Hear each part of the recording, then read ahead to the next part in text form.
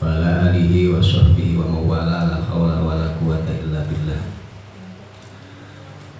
Qala al-mu'allifu rahimahullah ta'ala wa nafa'ana bihi wa bulumihi wa bi asrarihi bid daraini amin ya rabbal alamin. Faslun ay hadal fasl fi sholatin nafli, di dalam menjelaskan tentang sholat sunnah.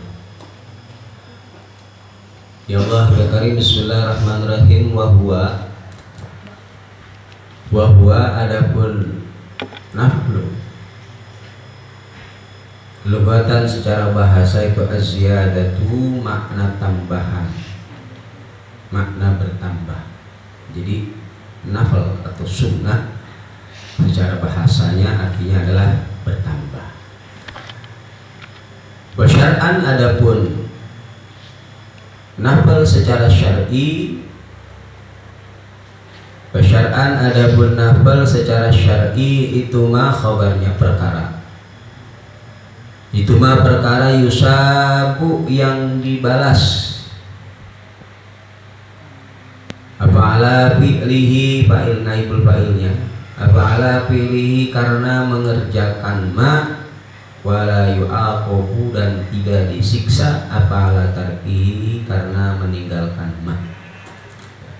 Sunnah atau nafal secara syar'i adalah sesuatu perkara yang apabila kita kerjakan kita akan mendapatkan balasan, dan ketika ditinggalkan kita tidak mendapatkan dosa. Wa yu'abbaru dan diibarahkan atau diredaksikan. Wa yu'abbaru dan diredaksikan anhu dari an-nafl. Terkadang lafaz nafl ini diredaksikan bit tatawu'i dengan redaksi tatawu, wasunnati dan sunnah, wal mustahabbi dan mustahab, wal maudhubi dan maudhub. Terkadang lafaz an-nafl ini diredaksikan dengan menggunakan bisa tatawu, sunnah, mustahab dan juga mandub. Muradif bil makna, ya, memiliki makna yang sama, yaitu setiap perkara yang kita kerjakan akan mendapatkan pahala dan ditinggalkan tidak mendapatkan siksa atau tidak apa-apa. Wa sawabul fardi adapun balasan ibadah fardu. Wa sawabul fardi adapun balasan ibadah fardu itu dulu mengungkuli atau melebihi apa sawabul fardi pada nafil, pada ibadah sunnah. Wa sawabul fardi adapun balasan ibadah fardu itu dulu melebihi apa sawabul fardi pada ibadah sunnah bisab'ina dengan jarak atau beda 70 tamis apanya darajatan derajatnya antara ibadah sunnah dan ibadah wajib. Ini beda tingkatannya di dalam balasan pahalanya, yaitu sederajat 70 antara ibadah sunnah dengan ibadah wajib. Kama seperti keterangan fi hadisin yang ada di dalam hadis sahahahu yang mensahihkan pada hadis siapa Ibnu Khuzaimah, Imam Ibnu Khuzaimah, seperti halnya keterangan atau redaksi yang terdapat di dalam hadis tentang pahala daripada ibadah wajib itu melebihi daripada ibadah sunnah dengan jarak 70 derajat. Wa syuri'a dan diperintahkan apa an-nafl. Wa syuri'a dan disyariatkan apa an-nafl atau ibadah sunnah liyukmila, tujuannya apa sih? Di antara tujuan ibadah-ibadah sunnah ini diperintahkan atau disyariatkan liyukmila agar menyempurnakan apa ibadah sunnah, naqsal faraidi, liyukmila agar menyempurnakan apa ibadah sunnah, naqsal faraidi pada kekurangan ibadah fardu. Di antara daripada tujuan atau syariatnya disunahkan bagi kita untuk menghidupkan ibadah-ibadah sunnah atau dianjurkan menghidupkan ibadah-ibadah sunnah adalah untuk menutupi atau menyempurnakan kekurangan-kekurangan yang ada di ibadah fardu kita. Karena di dalam ibadah fardu kita masih banyak kekurangan-kekurangan yang kita lakukan. Nah, itu disempurnakan dengan ibadah sunnah. Bal waliyakuma, bahkan agar bisa menempati ibadah sunnah bil akhirati, di dalam akhirat, la fid dunya, tidak di dalam dunia, maqama, pada tempatnya ibadah wajib, turika, yang ditinggalkan apa ma minha dari faraid, bali waliyakuma, bahkan agar menempatinya ibadah sunnah fil akhirati, di akhirat nanti, ya, la fid dunya, tidak di dalam dunia, menempati maqama, pada tempatnya ibadah, maqama, pada tempatnya ibadah, turika, yang ditinggalkan apa ma minha dari faraid, li udhrin, karena adanya udzur. Ya, jadi ibadah sunnah ini bisa menempati posisi ibadah wajib yang kita tinggalkan selama di dunia, ya, ketika ibadah fardu tersebut kita tinggalkan karena adanya udzur, dia akan naik menjadi posisi ibadah wajib pahalanya berdasarkan hadis Nabi Muhammad SAW, awwalu ma iftaradallahu ala ummati as-salatul khams, yang pertama diwajibkan oleh Allah atas umatku, kata Nabi Muhammad, adalah salat 5 waktu. Wa awwalu ma yarfa'u min a'malihim, dan yang pertama kali diangkat dari amalan hambaku as-salawatul khams. Wa awwalu ma yas'aluna min a'malihim, dan yang pertama kali akan ditanya dari amalan-amalan hambaku as-salatul khams. Faman-kana, maka barang siapa doya'a syai'an minha, maka barang siapa yang menyia-nyiakan sesuatu dari ibadah wajibnya atau sholat 5 waktunya, yaqulullah tabaraka wa ta'ala, maka Allah berkata kepada para malaikat, unduru hal tajiduna li abdina filatan, maka perhatikanlah, lihatlah, ya, apakah engkau mendapati dari hambaku ibadah-ibadah sunnah min sholatin, dari sholatnya.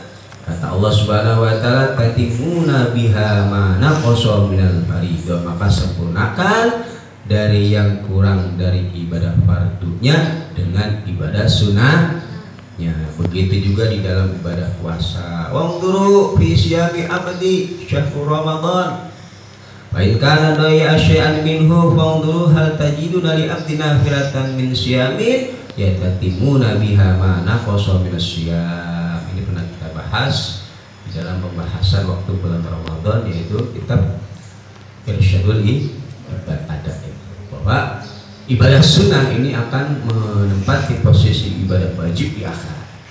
Dari ibadah wajib yang kita tinggalkan karena adanya ya Allah, si Fulan bin Fulan nggak sholat zuhur. Oh, lihat tuh Fulan bin Fulan pernah ibadah sunnah nggak, pernah sholat sunnah nggak? Oh, pernah, sempurnakan. Ya, di antara hikmah dan faidah disyariatkannya ibadah sunnah adalah menyempurnakan ibadah fardu kita. Contohnya kanisyanin, seperti halnya lupa, ya, karena ada ibadah di dalam sholat itu ketika seseorang ditinggalkan dia tidak berdosa, tapi tetap kotor, tetap wajib untuk mengkotor. Jadi seseorang meninggalkan sholat tidak berdosa, tetapi baginya wajib untuk mengkotor. Siapa saja? Yang pertama, ini orang yang lupa, karena orang lupa itu tidak terkena khitab. Tetapi ketika dia ingat kembali bahwa dia belum melakukan sholat, contoh sholat zuhur, ya dia belum melakukan sholat, dia merasa sudah melakukan, lupa. ternyata sudah masuk asar baru ingat dia belum sholat zuhur, maka bagi orang tersebut tidaklah berdosa meninggalkan sholat karena posisinya ada uzurnya, yaitu lu. Tetapi bagi dia wajib hukumnya untuk mengqadha sholat, karena meninggalkan sholat dengan disengaja tanpa adanya uzur dosa dan wajib mengqadha. Nah kalau ada uzur tidak berdosa tetapi wajib mengqadha. Yang pertama. Yang kedua siapa? Orang yang ketiduran. Tentunya ada syarat-syarat tertentu, yaitu tidurnya belum masuk waktu sholat. Johor jam 12 dia tidur jam 11. Kemudian dalam tidurnya belabas sampai asar atau bangun udah masuk asar. Orang yang ketiduran di dalam sholat tersebut dia tidak berdosa meninggalkan sholat, tetapi bagi dia wajib untuk mengqadha. Dan juga tidurnya tidak sadarkan diri. Berbeda ketika dia jam 1 lilir, baru jam 1 antara jam 2 sholatnya, nah, itu dosa karena dia sudah bangun, sudah ingat. Berbeda lagi ketika tiap hari qadha mulu subuhnya, tiap hari ya udah tahu tiap hari qadha, tidurnya masih malam-malam itu bukan alasan ya. Anak tidur pagi subuh jam jumur bahasa tiduran mulu, nggak pernah bangun subuh. Alasannya kenapa? Ya tidurnya malam mulu, berarti tidurnya harus dirubah. Kalau memang jam 11 jam 12 Anda baru tidur kemudian subuhnya pasti qadha, ya tidurnya dipercepat jam 10 atau jam 9. Kebluk kalau jam 9 tidur bangunnya jam 8 berarti ya, atau pakai cara minta dibangun dan sebagainya. Yang ketiga, orang yang meninggalkan sholat yang tidak berdosa tapi wajib qadha adalah orang yang dipaksa. Ente kalau sholat anak dulu, ya udah boleh bagi kita untuk tidak melakukan sholat karena memang ada paksaan, ancaman untuk dibunuh. Tapi ketika dalam keadaan sudah normal, wajib bagi kita untuk mengqadha. Selain tiga ini, meninggalkan sholat hukumnya dosa, apalagi karena alasan kerja. Ada tanggung kerja, nah, itu bukan alasan yang bisa diterima di hadapan Allah Subhanahu wa Ta'ala. Cuma tiga ini alasan yang bisa diterima di sisi Allah Subhanahu wa Ta'ala. Nah itu bisa disempurnakan nanti di yaumil qiyamah di akhirat dengan ibadah ya. Ya Allah berkata bismillahirrahmanirrahim. Kama nusuk, seperti halnya yang telah dijelaskan apa alaihi atas kiamatun fil akhirah, maksudnya bisa menyempurnakan ibadah sunnah tersebut pada ibadah wajib nanti di akhirat ya. Wassalatu adapun salat, wassalatu adapun salat itu afdalu ibadatil badan. Wassalatu adapun salat itu afdalu ibadatil badani, khabarnya lebih utamanya ibadah badaniyah. Ibadah yang paling utama yang berbangsa badaniyah, berbangsa fisik, berarti kaitannya dengan jasad kita, fisik kita adalah sholat. Runtutan yang paling utama itu ya. Ba'da syahadatain, setelah dua kalimat syahadat, tentunya setelah dua kalimat syahadat, karena orang melakukan sholat dia tidak Islam ya, bukan Islam, sholatnya tidak diterima karena syaratnya orang tersebut harus masuk dulu ke ranah Islam. Orang ingin masuk Islam berarti dia harus mengucapkan dua kalimat syahadat. Farduha, maka adapun kefarduan sholat itu afdalul furud, lebih utamanya kefarduan, hal-hal yang difardukan dari ibadah-ibadah yang paling utama ya tentang sholat 5 waktu. Wa nafluha, adapun sunnahnya sholat, wa nafluha, adapun ibadah sunnah di dalam sholat itu afdalun nawafil, lebih utamanya ibadah sunnah. Wa yaliha, dan mengiring-iringi pada salat apa saumu, ibadah puasa. Afdalul ibadah al-badaniyah adalah as-shalah, kemudian setelah salat baru puasa. Fal haju maka kemudian ibadah haji, baru haji. Fal zakatu maka ibadah zakat. Urutan ibadah yang paling afdal ya, sholat, puasa, zakat, haji. Alama menurut pendapat jazama yang mantap atau yakin bihi dengan ma siapa ba'duhum sebagai ulama, atas pendapat yang dikuatkan oleh sebagian ulama. Wakila dan ada yang mengatakan pendapat lain, wa afdaluha adapun ibadah wa afdaluha adapun paling utamanya ibadah badaniyah. Wa afdaluha adapun paling utamanya ibadah badaniyah itu az-zakatu zakat. Jadi sebagian pendapat mengatakan yang paling utama zakat. Wakila dan ada yang mengatakan lagi, wakila dan dikatakan apa as-saumu saum, ada yang mengatakan bahwa yang paling utama puasa. Wakila dan ada yang mengatakan lagi apa al-hajju ibadah haji. Wakila dari mengatakan apa ghairu dzalika selain mazkur minal aqwal, dari pendapat-pendapat yang ada. Intinya mayoritas ulama, sebagian ulama berpendapat yang paling utama ibadah badaniyah adalah sholat. Ini menurut sebagian pendapat ulama. Ada yang mengatakan zakat, ada yang mengatakan puasa, ada yang mengatakan haji, bahkan ada yang mengatakan ibadah yang lainnya. Nah, ini terjadi ikhtilaful ulama, perbedaan pendapat ulama. Ikhtilaful ulama rahmat bagi kita, bukan jadi lahan ladang untuk kita berdebat, untuk kita bermusuh-musuhan, untuk kita saling menghujat, membenci, bukan. Jadi khilafnya ulama, perbedaan pendapat ulama ini rahmat bagi kita, bukan kita jadikan sebagai pemicu dari perpecahan, pemicu dari permusuhan. Itu salah ya, salah. Kebanyakan kita perbedaan ini kita jadikan sebagai sebagai senjata untuk ya melawan, mematikan lawan kita, musuh kita, orang yang kita tidak suka. Nah, ada akhirnya ya saling ribut hanya urusan-urusan tentang perbedaan yang bukan prinsipil di dalam syariat agama Allah ya.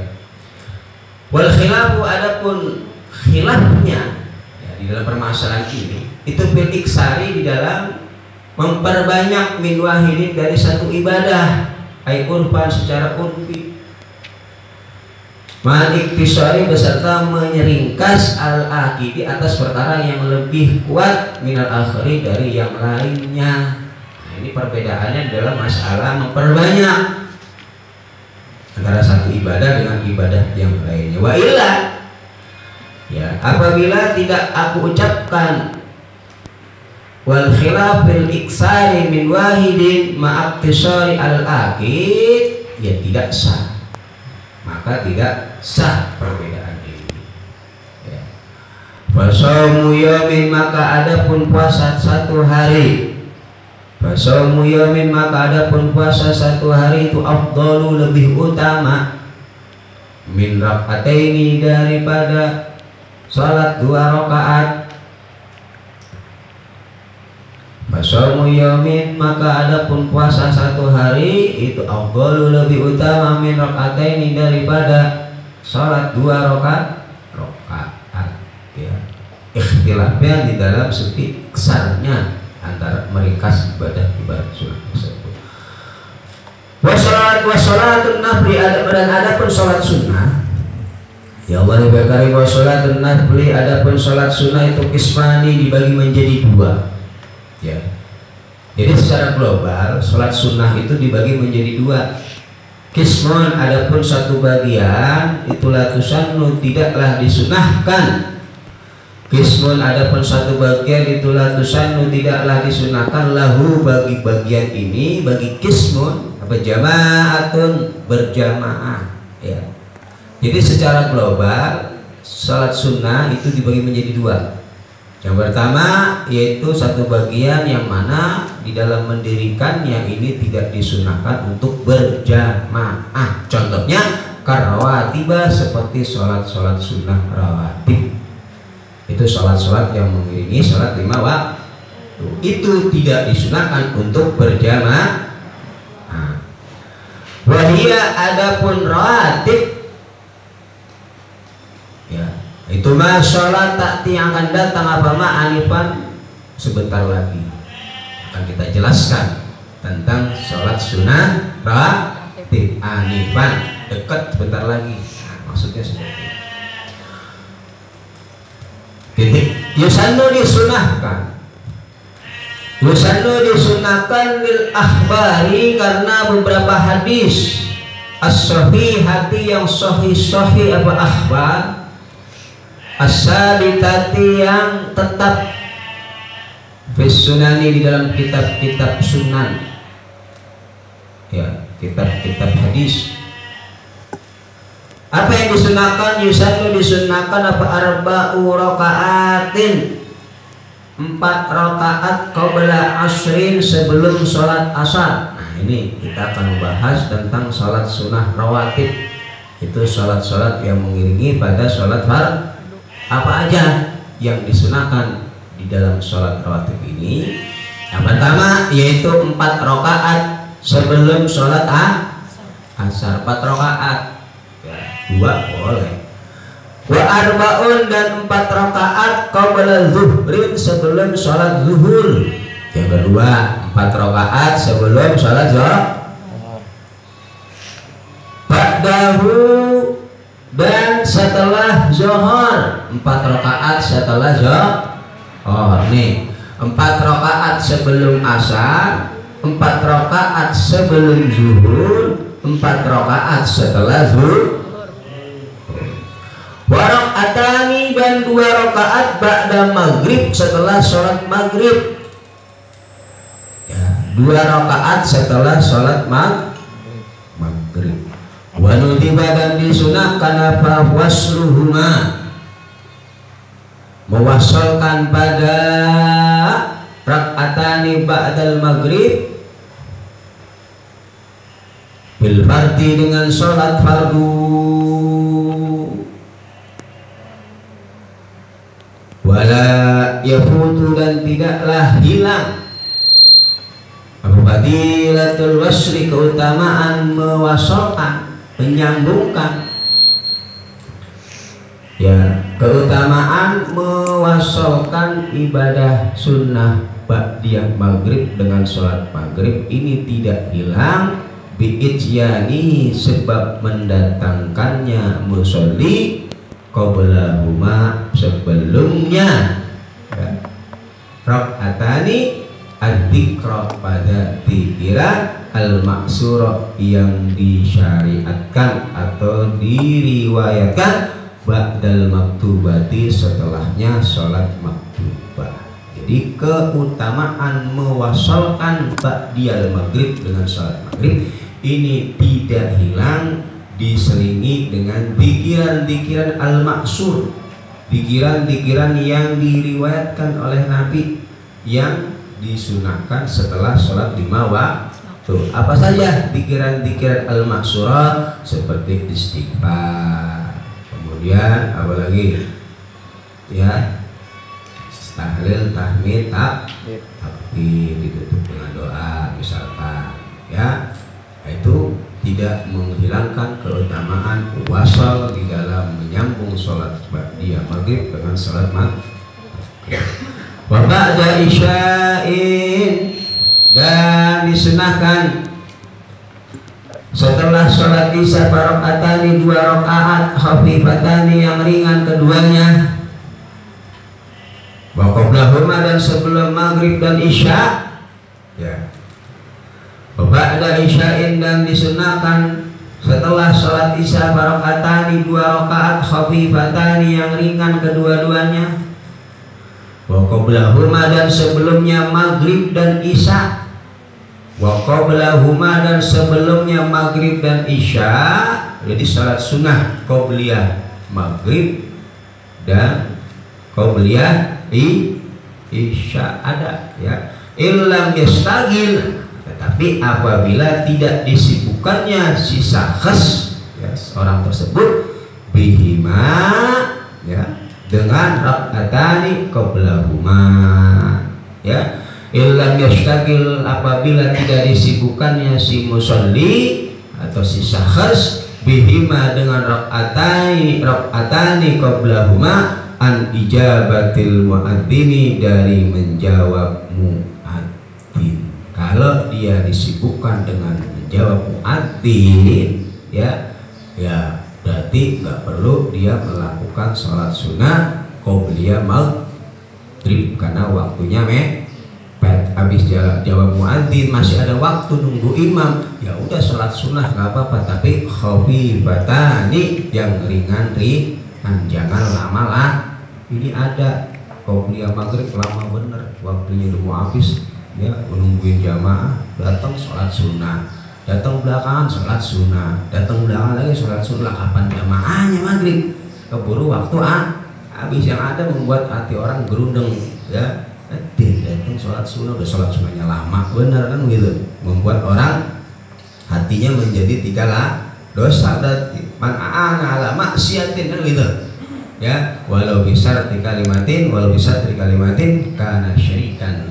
Barang siapa yang membantu seseorang di dalam maksiat walaupun hanya dengan satu kalimat, maka dia termasuk orang yang bersekutu di dalam maksiat. Jadi ibadah kita terkadang bisa membuat orang enggak ridho, ibadah kita bisa tidak diterima.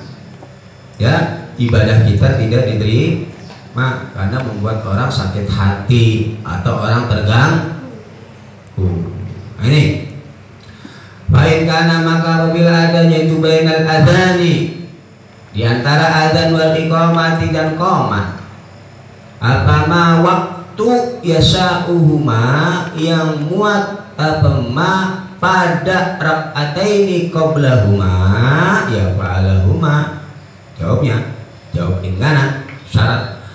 Baik karena maka apabila adanya itu bainal adzani, khabarnya kana, di antara adzan wal iqamati dan qomat, fa'ilnya kana atau isimnya kana, apa ma waktu yasa'uhuma, yang memuat atau bisa memuat apa ma, ya waktu tersebut pada rak'ataini qablahuma, sebelumnya maghrib dan sebelumnya isya. Ya jawabnya fa'alahuma, maka ya melakukanlah siapa syakhs pada rak'ataini qablahuma. Kalau memang waktunya masih muat, bisa dikerjakan 2 rakaat daripada qobliyah maghrib atau isya, ya kerjakan. Wa illa, tetapi apabila dan apabila tidak, in kana bainal adzan wal iqamah ma yasa'uhuma, apabila waktunya ternyata nggak muat untuk melakukan sholat sunnah, ya akharahuma, maka mengakhirkanlah siapa syakhs pada rak'ataini qablahuma. Akharahuma, maka mengakhirkanlah siapa syakhs atau musalli pada rak'ataini qablahuma, ay rak'ataini qablal maghrib wa qablal isya. Jadi fleksibel. Kalau memang waktunya muat, ya silahkan Anda kerjakan. Kalau enggak, ya enggak usah, enggak apa-apa.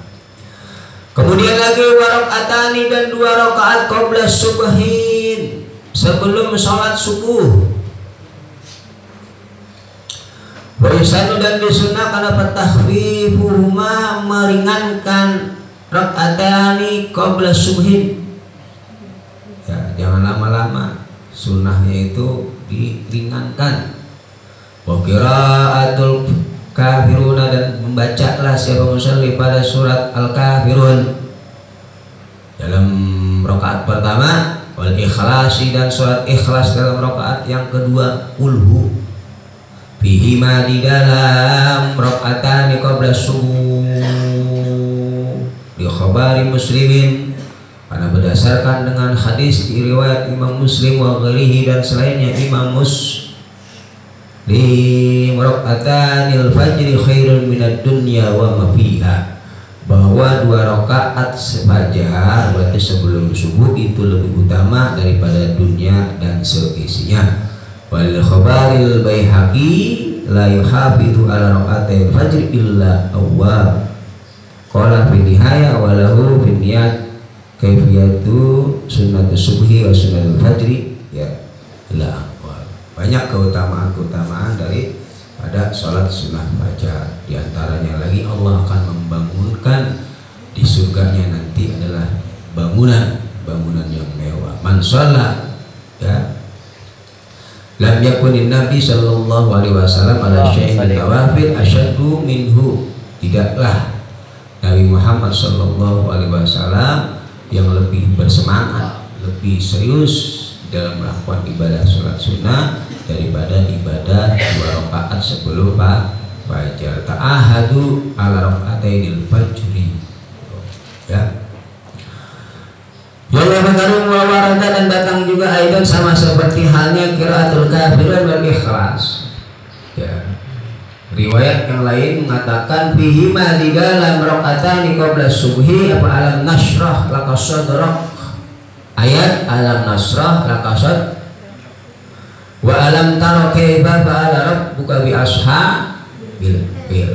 Boleh ya, ada riwayat lain di dalam sholat sunnah fajar atau qobliyah subuh itu membaca surat alam nasrah laka sadrak. Tujuannya apa? Biar di pagi hari ketika kita sudah bangun, kan baru bangun tidur tuh ya, keadaan kita masih dalam keadaan bersih habis tidur, otak kita lagi fresh ya, kita membaca surat alam nasrah agar hati kita dibukakan oleh Allah Subhanahu wa taala. Satu hari alam nasrah laka sadrak wa wada'na anka wizrak alladzi anqadha dhahrak, yang telah mengambil membersihkan dari diri Nabi Muhammad sallallahu alaihi wa rafa'na laka dzikra, agar kita mendapatkan kemuliaan, diangkat derajatnya oleh Allah Subhanahu wa taala. Nah ini wa anna min dawama, dan sesungguhnya wa annaman, dan sesungguhnya orang ya, wa annaman, dan sesungguhnya orang dawama yang melanggengkan ya, wa annaman ya. Wa annaman, dan sesungguhnya orang dawama yang melazimi melanggengkan siapa man ala qiraatihima, atas membaca alam nasrah dan alam tara di dalam sholat fajar, zalat maka hilang, zalat itu dihilangkan, anhu dari mana, wa illatun penyakit bol, illatul bawasir penyakit bol, penyakit ambeien nih obatnya. Bangun pagi sholat fajar baca 2 surat ini, alam nasrah laka sadrak dan alam tara kaifa. Nah, insyaallah dijauhkan dari penyakit ambeien atau penyakit yang bolnya keluar, itu apa namanya itu kan ada tuh. Nah ini obatnya ya. Waisan dan disunahkan apa al-jam'u, mengumpulkan fihi ma di dalam rakaatani qabla subhi, berarti sholat fajar, bainahunna di antara suwarul arba'ah sunnah ya, 4 ayat 4 surat ini kita baca di dalam sholat sunnah fajar. Itu apa? Qul ya dengan alam nasrah laka sadrak 2 kali berarti ya, ama qulhu dan alam tara kaifa fa'ala rabbuka bi ashabil, baca tuh semua 4-4-nya ya. Tujuannya apa? Litahaqqa, agar menjadi nyata apa ya, al-ityanu mendatangkan bil waridi dengan perkara yang disyariatkan atau yang didatangkan, yang warid dari Nabi Muhammad sallallahu alaihi wasallam, agar menjadi nyata ibadah sunnah kita ini sesuai dengan yang warid dari Nabi Muhammad sallallahu alaihi wasallam. Baca 4-4-nya. Dan karena mengambil mimma dari pendapat qalahu yang berkata pada Masyaifa An-Nawawi, Imam Nawawi, karena mengambil pendapat dari pendapat Imam Nawawi. Fi ini dalam tu nafsi dzulman, di dalam ucapannya ini sesungguhnya aku itu dalam tu Zalim aku nafsi pada diriku, zulman dengan kezaliman kasiran yang banyak, kabiran yang besar. Alam yakun dan tidak ada sebesar bidzalika sebab jam'u titik. Walam yakun dan tidak ada sebesar bidzalika sebab menjamakkan, mengumpulkan ayat-ayat tersebut, ya, itu mutawwalan orang yang memanjangkan lahuma pada sunnah fajar, takwilan dengan memanjangkan, yukhriju yang keluar siapa sahas an hadis sunnah dari batasan sunnah, wal ittiba dan ittiba lin nabi. Oh enggak, tadi dikatakan bahwa sholat sunnah fajar itu disunahkannya khafifatani, yang ringan, jangan terlalu lama. Ya terus bagaimana kalau dia baca sholatnya empat yang dibaca ini, apakah dia termasuk keluar dari sabda Nabi yang memerintahkan untuk diringankan di dalam melakukan sholat sunnah fajar? Oh tidak, itu tidak melebihi dari batas haddus sunnah wal ittiba. Oh berarti kadar 4 ayat 4 surat tadi ini tidak termasuk orang yang memanjangkan di dalam sholat sunnah fajar, itu tidak termasuk bagian dari orang yang memanjangkan sholat sunnah fajar. Dia tidak melewati batas di dalam berlebih-lebihan atau memanjangkan sholat sunnah fajar. Ada jawabannya tuh. Karena seperti ada mutatwil, qalahu yang berkata siapa syekhuna guru kami Ibnu Hajar, Imam Ibnu Hajar, wa Ziyad dan Imam Ziyad. Oh tidak, kalau 4 surat ini dibaca ini tidak termasuk melebihi daripada hadus sunnah yang disunahkan untuk tidak dipanjangkan di dalam sholat sunnah fajar, enggak berlebihan. Wa yudhabu dan disunahkan apa ittiba'at al-ittija'u, tidur miring, ya, al-ittija' ya, tidur miring dengan sisi lambung kanan, bainahuma di antara, ya, raka'atani qabla subhi wa bainal fardi dan di antara sholat subuh. Tuh, jadi habis sholat sunnah fajar ini sunnah bagi kita untuk tiduran saja dengan tidur miring menunggu datangnya waktu subuh. Sunnah illam yuakhirhuma, apabila tidak mengakhirkan siapa musalli pada, ya, sholat sunnah fajar anhu dari fardu. Kalau memang dia tidak mengakhirkan, maksudnya waktunya tidak mepet mau masuk subuh, dia sholat fajar misalkan jam 4, subuhnya jam 4:30, kan ada jeda setengah jam tuh, ya, tiduran dulu, ya, sebentar. Sunnahnya seperti itu. Walau ghairu mutahajjidin, walaupun adanya sahas itu, ya, orang yang tidak bertahajud, ya, walau ghairu mutahajjidin, walaupun adanya sahas itu orang yang tidak tahajud, wal aula adapun maka adapun yang utama itu kaunuhu adanya ittija, ya, wal aula maka adapun yang utama itu kaunuhu adanya tidur miring itu ala syikki atas sisi badan al aimani yang arah kanan, ya, cara tidurnya.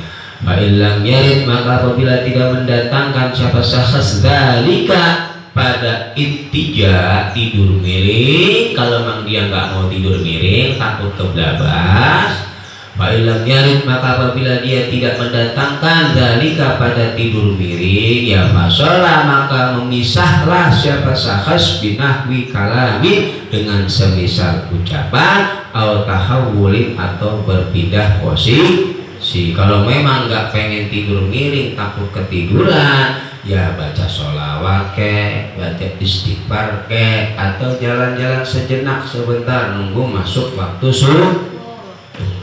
Tuh, jangan tidur langsung ngorok, jadi kelewat nanti subuhnya, ya. Sholat fajar kerjakan subuhnya lewat sama aja bodong ya. Tambihun yajuzu diperbolehkan hukumnya takhirul rawatib mengakhirkan salat sunnah rawatib al-qabliyati yang berbangsa qabliyah, berarti rawatib yang sebelum salat fardu qabliyah, anil fardi dari salat fardunya. Boleh kita mengakhirkan salat sunnah qabliyah ya dari salat fardu, berarti qabliyah dikerjakan setelah salat fardu. Boleh. Mengakhirkan berarti dilakukan setelah sholat fardu. Yang namanya qobliyah kan aturannya namanya qobla, berarti sebelum. Tapi hukumnya boleh bagi kita tajuz ya mengakhirkan sholat sunnah rawatib qobliyah dari sholat fardunya. Watakunu dan adanya qobliyah itu adaan tetap hukumnya sholat ada, bukan kodok dari qobliyah kita. Waqad yusannu dan terkadang disunahkan takhirul rawatib, terkadang disunahkan mengakhirkan rawatib. Waqad yusannu dan terkadang disunahkan takhirul rawatib ka an hadara, contohnya nih ka an hadara seperti ya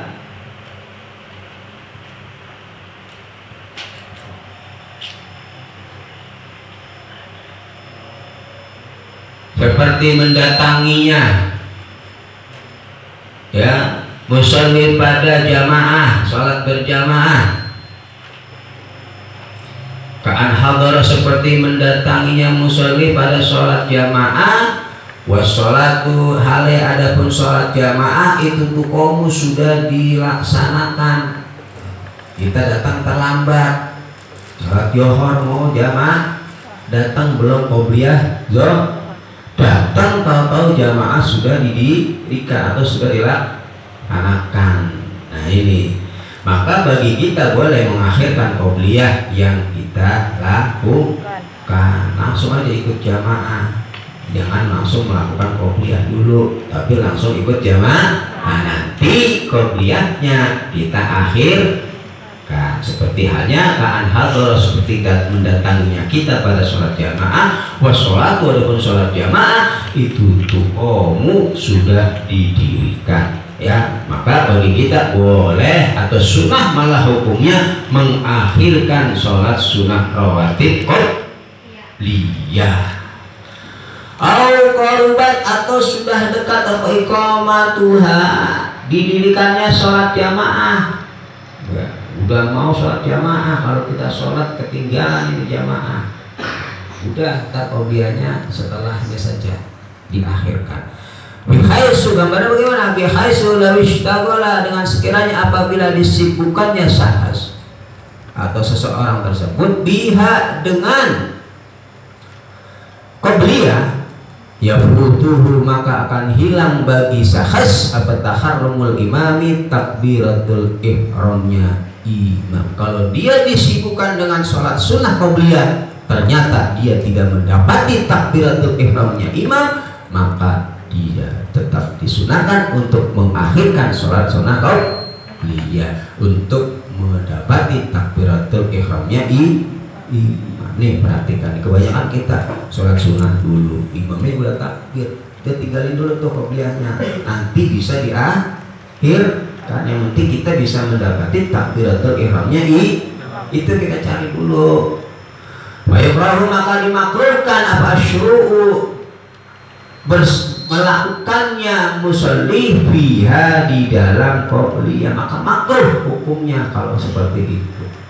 Wala taqdimul ba'diyati dan tidak diperbolehkan. Nah sedangkan kalau ba'diyah ini tidak boleh didahulukan. Wala taqdimul ba'diyati dan tidak diperbolehkan mendahulukan pada rawatib ba'diyah. Nah kalau sholat sunnah ba'diyah ini nggak boleh didahulukan dari sholat fardunya. Kalau qobliyah boleh diakhirkan dari sholat fardunya. Ini perbedaannya. Alaihi atas fardu. Kenapa? Li'adami duhuli waktiha karena tidak adanya masuk waktu waktunya ba'diyah ya, karena belum masuk waktu. Yang namanya ba'diyah ya setelah sholat fardu. Kalau qobliyah kan udah masuk waktu, udah kelewat. Qobliyah kan berarti sebelum sholat fardu, kan waktunya udah masuk, udah sholat fardu boleh diakhirkan karena waktunya sudah masuk. Berkata dan seperti halnya ada mutazwiz, ada mujawazu taqdimul ba'diyah ba'da khurujul waqti, begitu juga setelahnya keluarnya waktu. Waktu sholat sudah habis, begitu juga tak boleh kita melakukan sholat sunnah ba'diyah karena waktunya sudah habis. Al-aujahi menurut qaul aujah. Al-aujahi menurut qaul aujah wal mu'akkadu, adapun nafal yang sangat ditekankan atau sholat sunnah rawatib yang muakkadah. Wal muakkadu adapun sholat sunnah yang sangat ditekankan, dianjurkan untuk dilaksanakan. Minar rawatib, dari sholat sunnah rawatib itu asrun, ada 10. Yang usahakan jangan kita tinggalin, sangat ditekankan sunnah muakkadah. Apa aja isinya? Wa adapun asrun itu rakaatani, 2 rakaat qabla subuh, sebelum sholat subuh, 2 rakaat sebelum subuh. Wa dhuhrin, dan 2 rakaat sebelum zuhur, 4 ya. Wa ba'dahu, dan 2 rakaat setelah zuhur.